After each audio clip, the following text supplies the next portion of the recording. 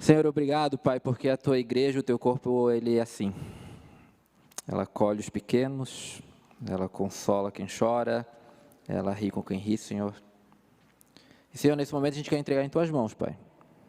Toda a programação, a palavra que o Senhor preparou através dos professores, para essa gurizada, para essas crianças, Pai. Que o Teu Santo Espírito, Senhor, pegue cada coração aqui e também leve para a Tua presença, Pai. Assim eu clamo também, Pai, pelo aquilo que o Senhor tem preparado no coração do Valdir para falar com a gente, Pai. Que seja o Teu nome, Pai, que seja o Teu Santo Espírito falando, Pai, através dele. Use ele como um servo, Senhor. Em nome de Jesus. Amém.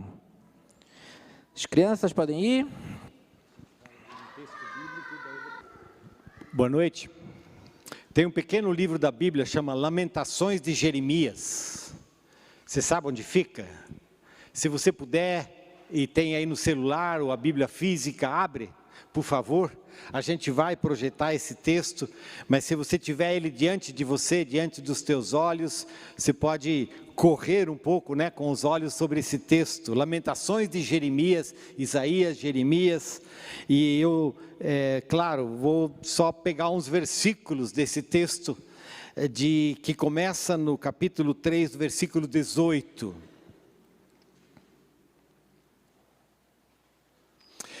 Diz assim: grito, meu esplendor se foi, tudo que eu esperava do Senhor se perdeu. Como é amargo recordar meu sofrimento e meu desamparo. Lembro-me sempre destes dias terríveis, enquanto lamento minha perda. Ainda ouso, porém, ter esperança. Quando me recordo disto, o amor do Senhor não tem fim. Suas misericórdias são inesgotáveis. Grande é sua fidelidade. Suas misericórdias se renovam cada manhã. Digo a mim mesmo, o Senhor é minha porção. Por isso, esperarei nele. O Senhor é bom para os que dependem dele, para os que o buscam. Portanto, é bom esperar em silêncio pela salvação do Senhor.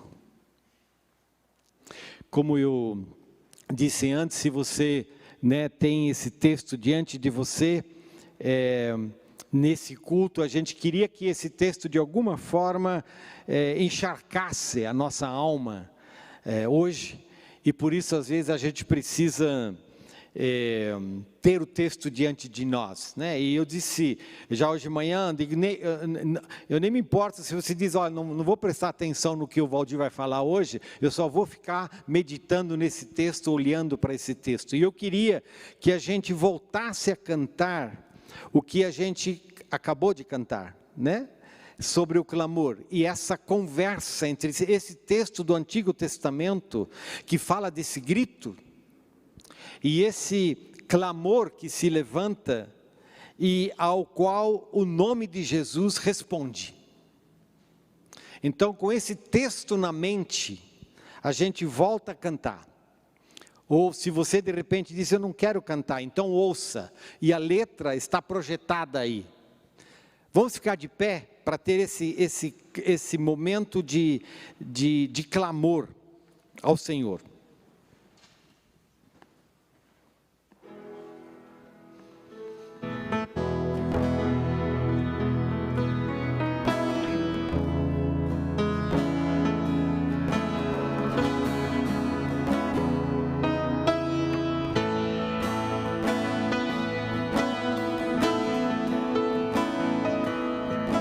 Jesus, eu quero declarar teu nome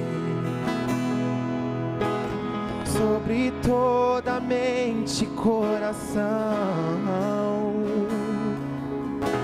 pois sei que existe paz em tua presença. Clamo, Jesus.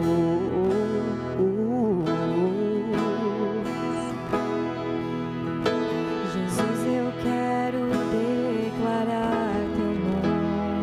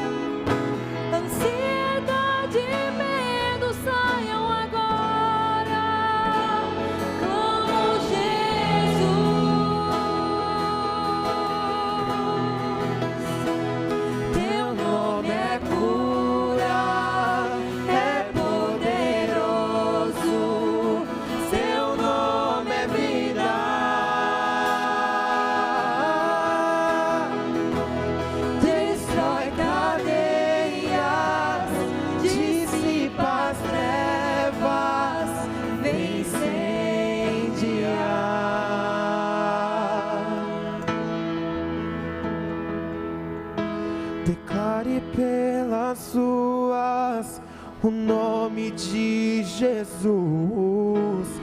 Sobre a escuridão Ele vai trazer sua luz. Sobre sua família clame o santo nome de Jesus.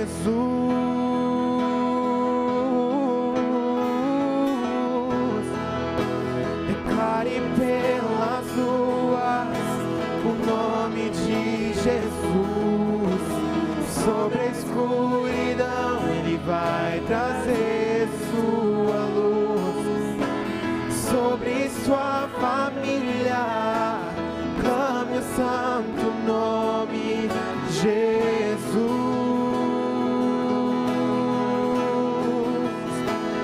Teu nome é cura, é poderoso.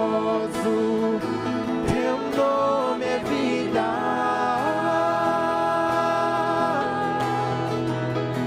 Destrói cadeias, dissipa as trevas, vem incendiar.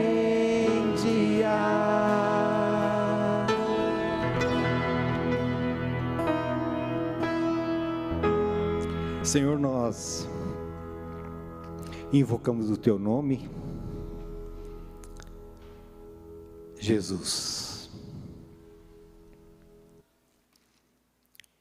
Vem, Jesus, estar nesse lugar. Vem, Jesus, habitar em nossas almas, em nossos corações. Vem, Jesus, nos levantar das nossas depressões. Vem, Jesus, cuidar de nossas famílias. Vem, Jesus, com o Teu Espírito, nos ajudar a entender aquilo que Tu tens para nós nesse momento. Senhor, nós invocamos o Teu nome. Santo, Santo, Santo é o nome do Senhor.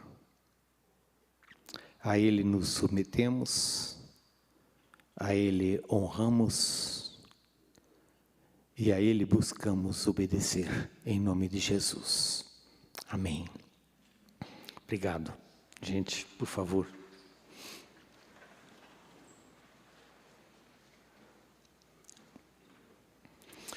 Algumas coisas a gente lembra, bom, digamos assim, vou começar de uma forma mais pessoal. Eu não lembro muitas coisas do passado, às vezes eu me arrependo, eu acho que eu devia ter tirado mais fotografia de alguns lugares, de alguns momentos, né, porque era rápido, mas eu lembro que um dia eu estava num jantar e eu não lembro muito do cenário, eu sei que eu estava num jantar. E eu sei que era no Canadá, e eu sei que era perto das, Niágaras, como é que chama esse negócio? Niágaras, né? Niágaras Falls, né? E nesses momentos, e eu, de repente, vários de vocês passam, né, desses momentos, alguns jantar, alguma coisa, tem gente sentando, algumas vezes o negócio é até mais formal, o teu lugar já está assignado, você vai lá, você não conhece quase ninguém, ou não conhece ninguém, e você começa a se aproximar devagarinho, né, quem é quem, para você, de alguma forma, ver se grava algum nome, né, né, e foi assim. E naquela noite eu encontrei a Kim Pok Pan. Eu não sabia quem era a Kim, e à medida que ela vai contando a sua história, eu vou de repente juntando alguns pedaços. Eu até fui para a internet, né? O Dudu depois me ajudou aí, né? Mas olhem a Kim, tem uns slides sobre isso. Olha, essa é a Kim. Ela estava lá na mesa do jantar, e ela foi uma das pessoas que falou naquela noite, e ela começou a contar a sua história. E à medida que eu comecei como eu disse antes, né, a ouvir a história dela, eu comecei a ligar alguns fios na minha memória, e de repente eu vi, então era ela, essa menina. Você lembra dessa foto? Alguém lembra? Quem lembra dessa foto? Bom, os mais velhos lembram, né? Você lembra você nem é tão velhinho, né? É uma foto icônica, né? É uma foto muito... desculpe, para os mais novos, essa é uma foto de 1972, tem mais de 50 anos, né? É uma época difícil, é uma época que vive... É uma guerra do Vietnã. E naquela ocasião, tem uma... O exército americano, eles jogam bombas de napalm, e essas são bombas incendiárias, né? E um pedaço dessas bombas caiu na vida da Kim. Ela correndo, e ela contou dessa história, dizendo, olha, à medida que eu fui correndo, né, o meu corpo estava incendiado, eu fui tirando a minha roupa, e por isso ela disse, por isso que essa minha mão aqui também pegou, né, foi queimada, porque com essa mão eu estava tirando os trapos, né, do meu corpo. Essa é a Kim. E o fotógrafo que tirou a foto foi também o fotógrafo que levou ela para o hospital, e os pais dela encontraram ela no hospital. 14 meses depois, ela saiu. 17 cirurgias depois, ela saiu do hospital. E as marcas dessa experiência, as marcas dessa história estavam impregnadas na vida dela.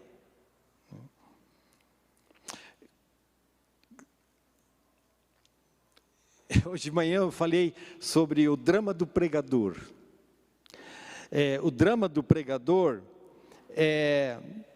digamos assim que a semana do pregador ela é diferente, né? Porque você começa a dizer, mas e daí domingo, né? E daí domingo, né? Em alguns das nossas igrejas as coisas estão mais demarcadas, né? Hoje, por exemplo, é Pentecostes, né? Mas eu disse para mim mesmo, mas é impossível falar hoje à noite, ou é impossível falar nesse domingo, sem que de alguma forma eu faça alguma conexão com o momento que a gente está vivendo, com o tempo que a gente está vivendo, com os dias que a gente está vivendo, com as cenas que ocupam o nosso visual atualmente, e que vão ser mostradas daqui a 50 anos, como outras cenas. Mas tem uma voz dentro de mim, que diz, não, mas gente, o pessoal não vem para a igreja para isso. O pessoal não vem para a igreja para isso. O pessoal,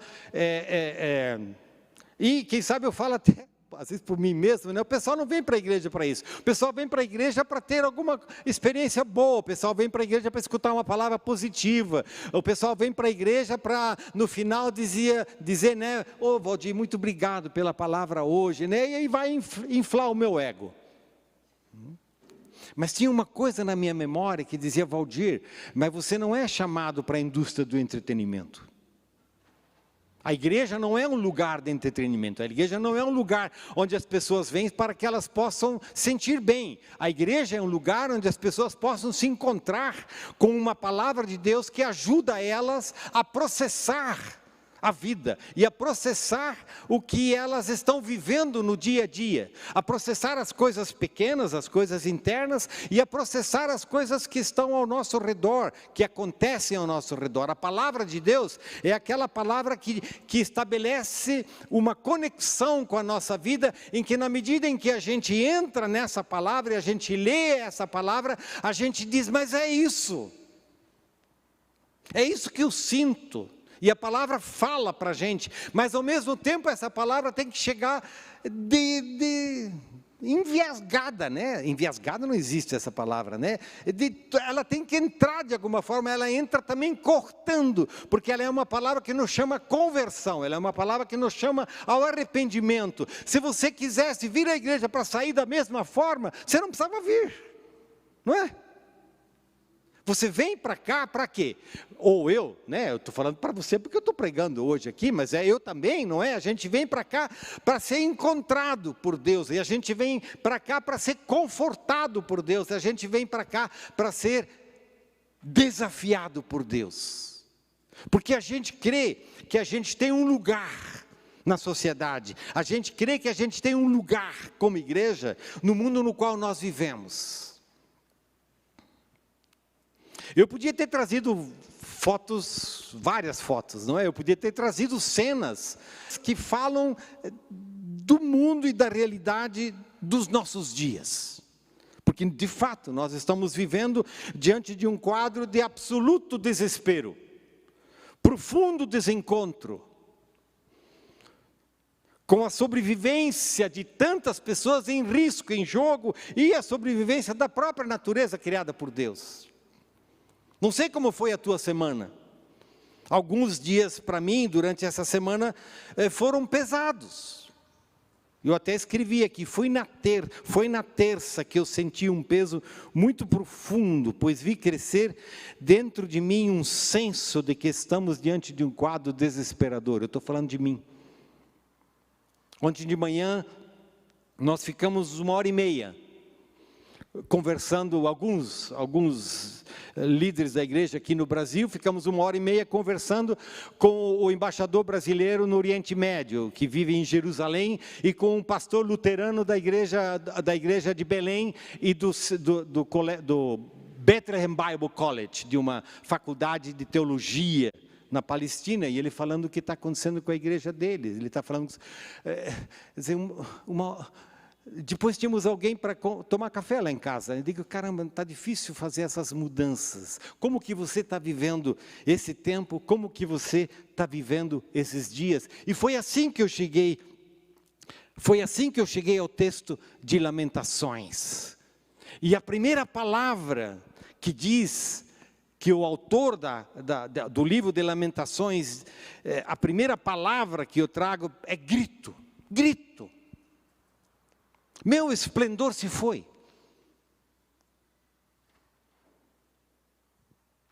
Tudo que eu esperava do Senhor se perdeu. Como é amargo recordar meu sofrimento e meu desamparo. Lembro-me destes dias terríveis, enquanto lamento pela minha perda. Graças a Deus. Graças a Deus por essa palavra. Por quê? Porque ela é uma palavra que projeta, né? É uma palavra que traz para nós uma realidade de vida, de uma pessoa que vive um momento difícil da vida dela. E ela não tem medo de falar isso para Deus. Eu queria hoje dizer 3 coisas para nós. A primeira delas é convidar a gente para gritar. Claro, eu estou falando figuradamente, não vai sair daqui gritando agora, não é? Mas esse grito, a primeira coisa que eu queria dizer para você hoje é que Deus não tem medo.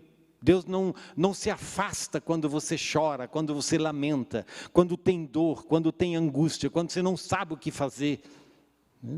Conversando com a Darkley na sexta-feira, a Darkley disse, a Cirlei está começando a ficar desesperada. Ô Cirlei, né? Mas assim, né? A Cirlei está começando a ficar desesperada porque a despensa do Docas está ficando vazia.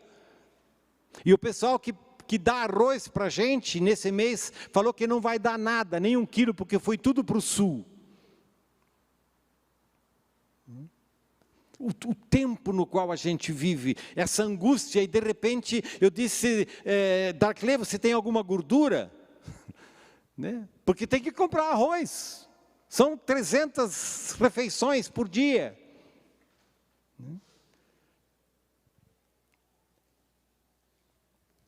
A fé cristã nos ajuda a enfrentar e a viver a realidade. Deus não foge de nós, Deus não foge da realidade. A gente grita e Deus chega perto. A gente chora e Deus abraça. A gente cansa e Deus renova. Nós vivemos numa realidade onde a gente é ensinado, por assim dizer, pela nossa indústria do mercado e do entretenimento a fugir, não é? O analgésico ajuda, não é? Ajuda, mas a dor volta. A droga engana, mas o vazio volta. O implante capilar engana, mas a careca volta. E o Jackson falou disso no domingo passado, dos processos que acompanham a nossa vida, dos processos de perda. E então eu aprendi com um dos meus mentores, não só meu, mas um dos meus mentores que disse, olha, Deus gosta da realidade, a realidade é sempre melhor do que a projeção. A realidade sempre é melhor do que a projeção. A projeção engana. A realidade te ajuda a olhar nos olhos de como a vida é. E Deus nos ajuda a olhar para esse momento no qual nós vivemos. O profeta, ele bota os bofes de fora. E Jeremias bota muita coisa fora. Jeremias é o profeta chorão, como a gente chama, não é? Jeremias amaldiçoa o dia do nascimento. Jeremias pinta e borda, por assim dizer, né? Colocando diante de Deus as suas dificuldades, as suas dores, os seus conflitos, e alguns deles chegam na nossa vida sem perguntar, mas a gente se pergunta, por que me acontecem essas coisas? Aqui mesmo no relatório, na conversa dela, ela dizia, eu perguntava para Deus, por que eu? Por que comigo? Por que com uma criança? E a gente pergunta e pergunta, e é importante perguntar, pode perguntar. Na semana passada, né, eu gravei o podcast para o Entre Linhas, e o título desse podcast é Onde está Deus quando chove? Onde está Deus quando a água entra em casa? Onde está Deus quando o câncer entra no corpo? Onde está Deus quando o ladrão clona o cartão? Onde está Deus quando a droga assola a família?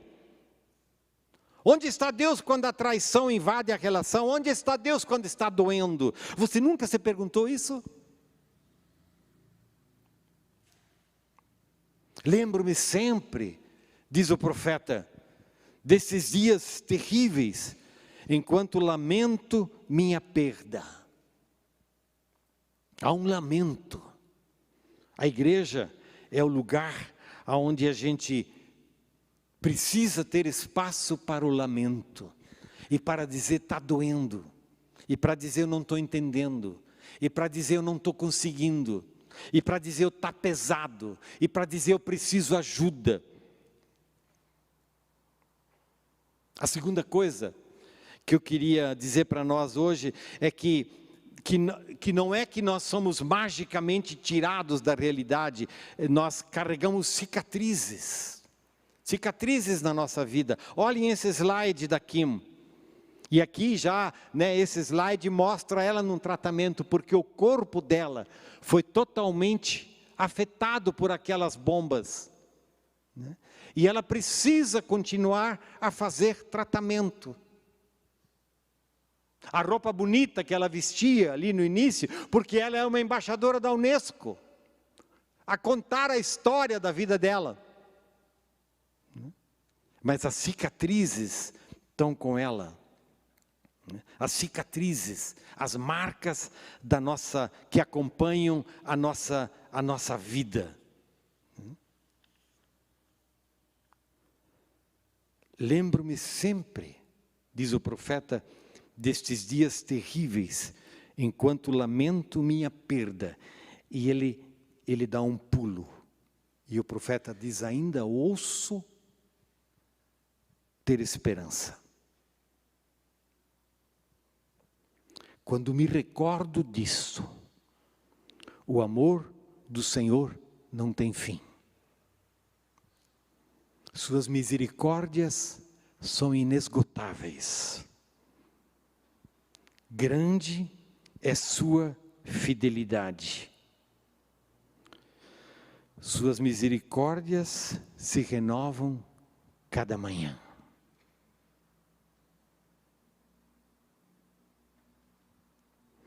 E uma das perguntas que me acompanharam na medida em que a semana foi correndo para esse domingo, foi dizer: que Deus é esse? Que Deus é esse que alcança uma Kim?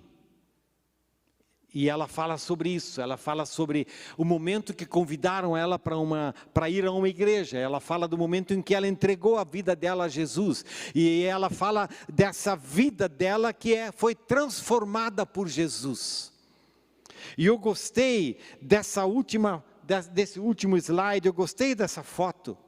Porque ela é uma foto desse próximo slide, ela é um slide que mostra ela. Mas os fundos estão lá. A memória está lá. Que Deus é esse?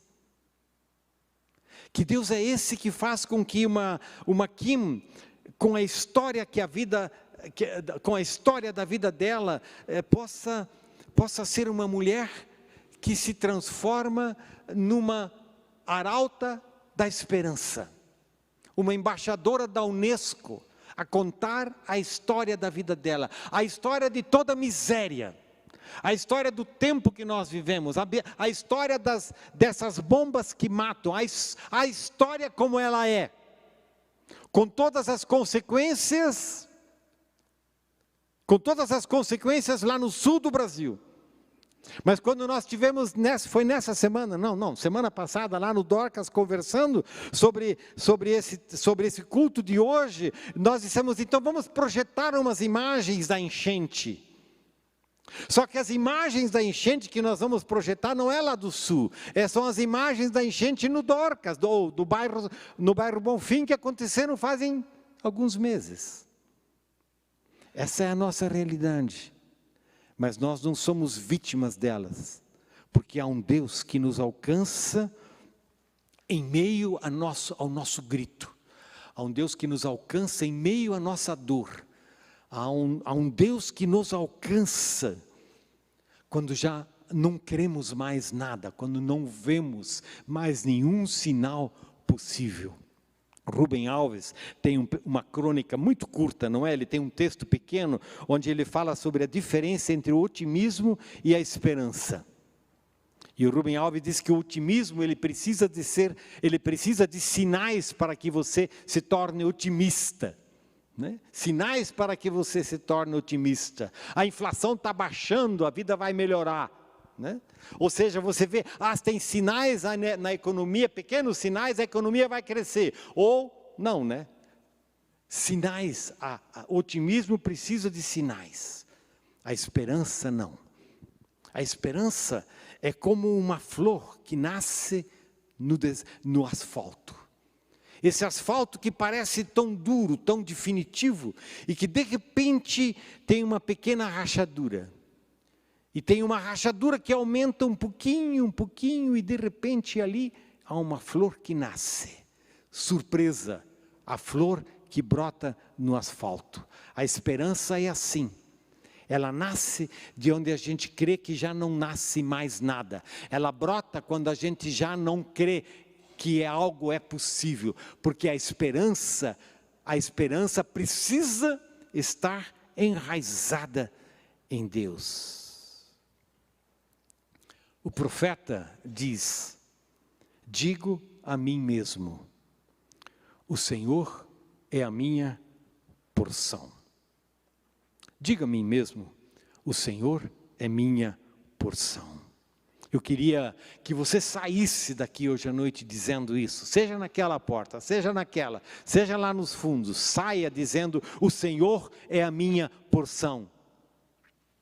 O Senhor é a minha porção quando eu estou muito cansado. O Senhor é a minha porção quando eu já não sei o que fazer. O Senhor é a minha porção quando eu não consigo sair da cama. O Senhor é a minha porção quando eu não consigo dormir. O Senhor é a minha porção quando eu não... E você sabe o que precisa colocar nesse quando eu. O Senhor é a minha porção. Por isso, esperarei nele. E a resposta de Deus para essa nossa realidade, a resposta de Deus para as nossas cicatrizes. A resposta de Deus tem algumas palavras que o profeta usa aqui, e elas são o amor que não tem fim. O amor que se renova a cada manhã. Ou melhor, a misericórdia, diz o profeta, que é inesgotável e se renova a cada manhã. Amor, misericórdia, fidelidade e bondade. São as palavras que o profeta nos dá para nos ajudar a viver. Para nos ajudar, para nos alimentar a alma, para visitar o nosso espírito, para se fazer presente nas nossas mesas. Palavras que nos ajudam a viver, que nos ensinam a viver, palavras que nos ajudam a não apenas ter o nosso choro acolhido, mas ter a força de acolher o choro do outro. Só Deus, só Deus.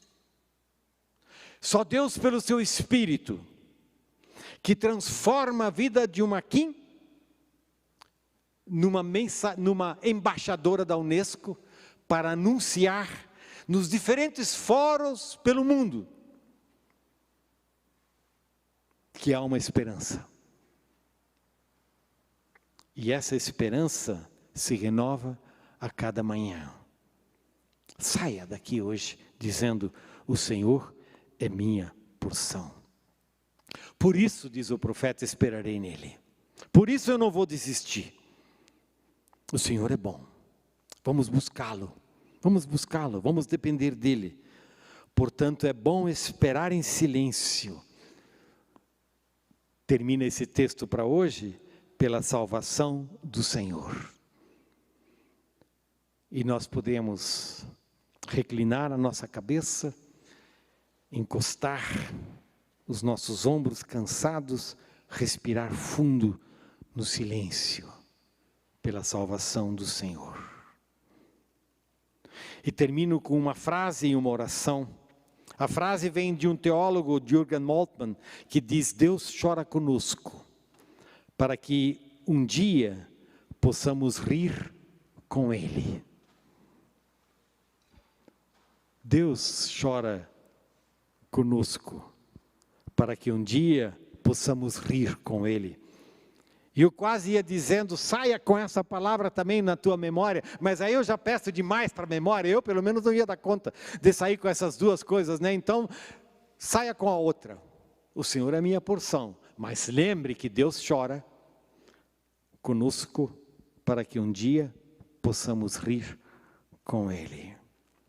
E assim, nós vivemos Pentecostes, que é o sopro de Deus.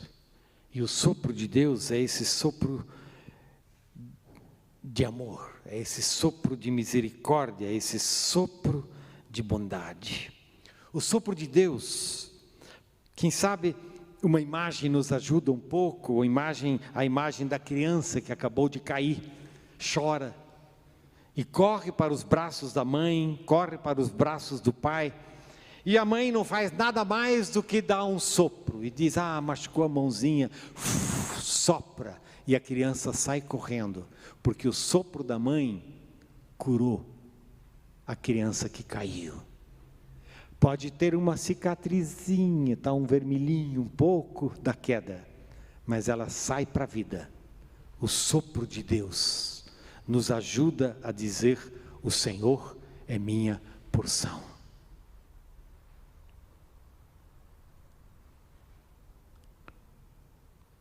O sopro de Deus nos alcança no mais escondido da nossa alma. O sopro de Deus vai lá no mais fundo da nossa história. O sopro de Deus nos restaura desde as profundezas das nossas próprias lutas e da nossa própria existência. O sopro de Deus nos visita com o seu amor, a sua misericórdia e a sua fidelidade. E o profeta diz, grito, meu esplendor se foi. Tudo o que eu esperava do Senhor se perdeu. Como é amargo recordar meu sofrimento e meu desamparo. Lembro-me sempre destes dias terríveis, enquanto lamento minha perda. Ainda ouso, porém, ter esperança, quando me recordo disto. O amor do Senhor não tem fim. Suas misericórdias são inesgotáveis. Grande é sua fidelidade. Suas misericórdias se renovam cada manhã. Digo a mim mesmo, o Senhor é minha porção. Por isso, esperarei nele. Portanto, é bom esperar em silêncio pela salvação do Senhor. Não esqueça, o Senhor é minha porção.